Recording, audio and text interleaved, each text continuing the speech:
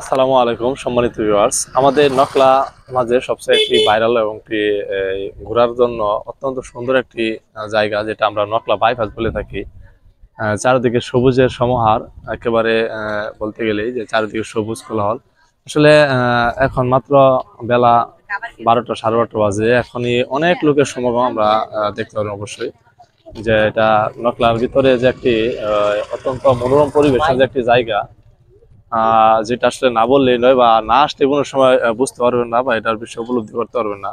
তাই আপনারা কোনো এক সময় হলেও নকলা বাইপাস এই নিরিবিলি স্থানটি ঘুরে যাবেন ইনশাল্লাহ। ঈদ বা ঈদ ছাড়াও যে কোনো সময় অত্যন্ত সুন্দর পরিবেশের সাথে আপনারা উপভোগ করতে পারবেন। এবং কি এখানে আড্ডা দেওয়ার মতো বা একটা বাতাস, এই দক্ষিণা বাতাসটা সবসময় প্রবাহমান বা বয়েই চলে, যার জন্য সেই জায়গাটা অনেক ভালো লাগে। এবং কি মেহগুনি গাছের ছোট চিপা রাস্তায় মেহগুনি গাছের দুই সাইড দিয়ে সমাহার, যার জন্য অত্যন্ত ভালো লাগে।